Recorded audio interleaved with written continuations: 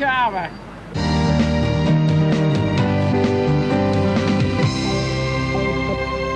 Welcome back to the Oxfordshire Hour, your daily date with the art world. And today we visit Wallingford School of Art and Art History for the Myth, Dream and Fantasy printmaking exhibition to explore the complex and fantastic world of South African art.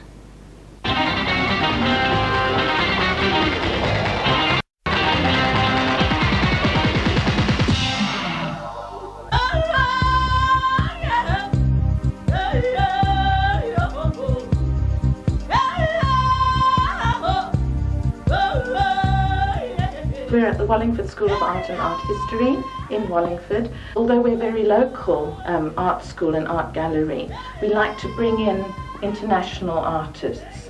So in a way we're also bringing in, I suppose, South Africa and the third world, if you like, into Middle England.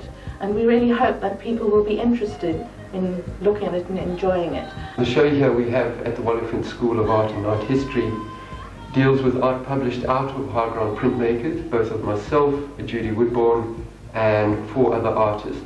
I'm an artist who works and lives in Cape Town. One is influenced very much by the extremities of Cape Town, both its beauty and the difficulty of living in a climate that is quite extreme. And I think that the work that I deal with deals with these kind of issues, or the contrast and the extremities. I think people often have preconceived ideas of what African art is about, and I think they're sometimes surprised at the diversity and the fact that it has quite a lot of Western content, because after all, that is part of our history in South Africa. The earlier works that I did were around the notion of the music box and figures contained and revolving images of circus, slightly tortured images, but almost like a Victorian music box. The person behind me, Makana, is quite a heroic person in terms of black culture, but also I think broadly in South African culture in terms of resistance to white imperialism and oppression.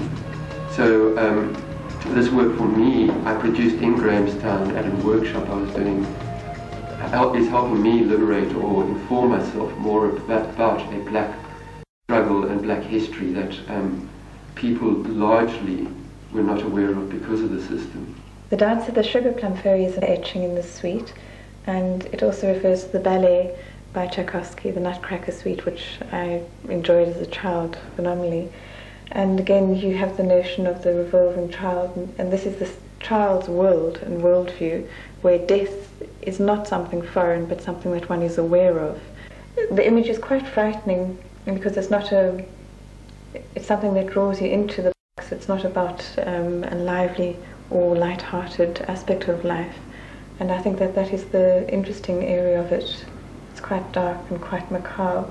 My work personally has moved largely from political and social commentary, or very strong political commentary. Same with my colleagues, where we are producing now works which are more constructive towards the understanding and the future of South Africa. The role of the artist in society can be likened to that of the role of the jester. The jester and the artist also has the license to dream and to fantasize. And I think that in a sense what art is for me, and that is what my work represents. It's almost like my own particular carnival, where it's made up of nightmares and dreams and fantasies. For the first time, South African art had a surrealist flavour. Before Nelson Mandela was released, art in South Africa really had to be protest art. But after he was released, a certain freedom came about, which I think is theme in this exhibition, a theme of flying, of the outward liberation of the person, whether it's politically or in the social sphere, or the inward release of fantasy. And if you want to catch it, you'll find that exhibition on until June 26th. It runs alongside the Wallingford Carnival on the 17th.